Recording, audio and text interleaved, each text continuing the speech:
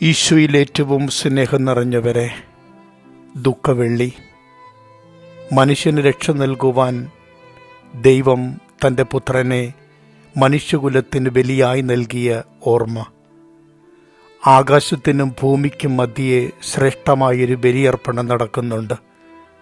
കണ്ടുനിന്നിരുന്നവർ മാറത്തടിച്ച് മടങ്ങിപ്പോകുന്നുണ്ട്. അവൻ യഥാർത്ഥത്തിൽ നീതിമാനാണെന്ന് തിരിച്ചറിവ് വരുവാൻ ആ മരണം വേണ്ടി വന്നിട്ടുണ്ടായിരുന്നു. കാഴ്ചയില്ലാത്ത കണ്ണുകൾക്ക് വെളിച്ചമായി മാറപ്പെടുന്നു. വിശ്വാസമില്ലാത്ത ഹൃദയങ്ങൾക്ക് വിശ്വാസത്തിൻ്റെ തീഷ്ണതയുണ്ടാവുന്നുണ്ട്. തിരിച്ചറിവുകൾ നഷ്ടപ്പെട്ട മനുഷ്യർക്ക് നല്ല തിരിച്ചറിവുകൾ സംഭവിച്ചിരിക്കുന്നു. ഇനി അവർ സങ്കടത്തോടെയോ അതോ മാനസാന്തരത്തോടെയോ മടങ്ങിപ്പോകുകയാണ്. പുതിയൊരു ജീവിതത്തിന് നന്ദി കുറിക്കുവാൻ ഈ ഒരു ബലിയർപ്പണം അനിവാര്യമായിരുന്നില്ലേ? രണ്ട് കള്ളന്മാരുടെ നടുവിൽ നീതിമാനായൊരു മനുഷ്യൻ്റെ ശരീരം അങ്ങനെ തൂങ്ങി നിൽക്കുന്നുണ്ട്.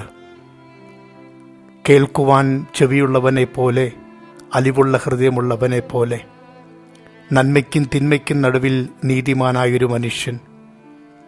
ഇനിയും പാപമോചനത്തിന് അർഹതയുണ്ടെന്ന് തിരിച്ചറിയുന്ന നിമിഷം, എന്നാൽ ഇനിയും തിരിച്ചറിയാതെ നിന്ദിക്കുവാൻ മെനക്കെടുന്ന മനുഷ്യരും ആ കൂട്ടത്തിലുണ്ടാവുന്നുണ്ട്. ആക്രോശിച്ച മനുഷ്യരെല്ലാം ശ്വാസമടക്കി ആ ഒരു സങ്കടകരമായ കാഴ്ചകൾക്ക് കൂട്ടുനിൽക്കുന്നുണ്ട്. ക്രിസ്തുവിൻ്റെ മരണം ലോകത്തിൻ്റെ രക്ഷയായി മാറപ്പെടുകയാണ്. ഏതൊരു മരണവും സങ്കടകരമായ കാര്യമാണ്.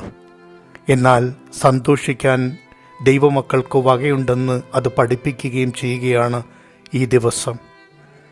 ദൈവത്തിന് സ്വീകാര്യമായൊരു ബലിയായി മാറപ്പെടുവാൻ എത്ര നാൾ അവൻ അതിനുവേണ്ടി ആഗ്രഹിച്ചിരുന്നു. ഈ പാനപാത്രം ഒന്ന് കടന്നു പോയിരുന്നില്ല എങ്കിലെന്ന് മനുഷ്യസഹജമായി ചിന്തിച്ചിട്ടുണ്ടായിരുന്നു. എന്നിട്ടും ദൈവഹിതത്തിനു വേണ്ടി അത് പൂർണ്ണമായി കീഴ്വഴങ്ങി അതിനെ സ്വീകരിക്കുവാൻ മനസ്സുണ്ടാവുകയാണ്.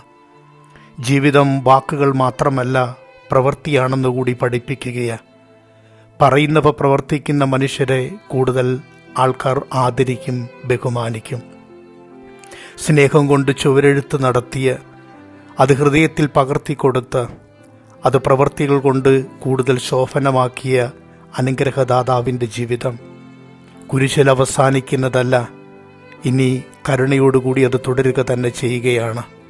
കുത്തിമുറിവേൽപ്പിച്ചവരും അപമാനിച്ചവരും അവഹേളിച്ചവരും അട്ടഹസിച്ചവരുമൊക്കെ ഇപ്പോൾ നല്ല തിരിച്ചറിവുകളിലേക്ക് മടങ്ങിയിരിക്കുന്നു. അവൻ യഥാർത്ഥത്തിൽ നീതിമാനാണെന്ന് തിരിച്ചറിയുവാൻ ക്രൂശിതനായവൻ്റെ മനസ്സും ശരീരവും കാണേണ്ടി വന്നിരിക്കുന്നു.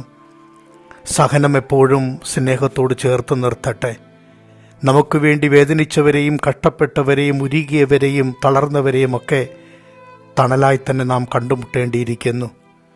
ഒരാളും നിരാകരിക്കപ്പെടാൻ പാടില്ല.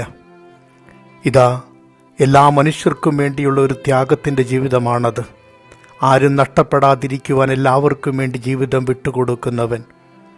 ഈ ലോകത്തിനെല്ലാം ഉണ്ടായിട്ടും ഒന്നുമില്ലാത്തവനെ പോലെ ശൂന്യത കൈവരിക്കുമ്പോൾ അതൊരു പൂർണ്ണതയായി മാറപ്പെടുന്നു. ഒരേ ഒരു മനുഷ്യൻ മാത്രം മരണത്തെ മുന്നിൽ കണ്ടുകൊണ്ട് എല്ലാം പൂർത്തീകരിച്ചുവെന്ന് പറയുവാനുള്ള മനസ്സും മനോഭാവവും ഉണ്ടായിരിക്കുന്നു. നന്മ നിറഞ്ഞ ഹൃദയത്തോടെ ജീവിക്കുവാൻ വിശുദ്ധമായി ദിനം നമ്മെ സഹായിക്കട്ടെ എന്ന് പ്രാർത്ഥിക്കാം. ക്രൂശിതായവൻ പകർന്നു നൽകുന്ന സ്നേഹവും ത്യാഗവും അനുഗ്രഹമായ ജീവിതത്തിൽ നിലകൊള്ളട്ടെ എന്ന് പ്രാർത്ഥിച്ചുകൊണ്ട് ഈ ദിവസത്തിൻ്റെ പ്രാർത്ഥനകൾ സഹനം സന്തോഷമായി രൂപപ്പെടട്ടെ. കണ്ണുനീർ ആനന്ദത്തിന് വഴിതെളിക്കട്ടെ. ക്രൂശിതനായവൻ കൂടെയുണ്ടെന്ന് ചിന്തിക്കുമ്പോൾ എന്തും സഹിക്കുവാൻ, ഏതു പ്രയാസങ്ങളെ അഭിമുഖീകരിക്കുവാൻ ശക്തി കിട്ടും എന്ന് വിശ്വസിക്കാം. ആമേൻ.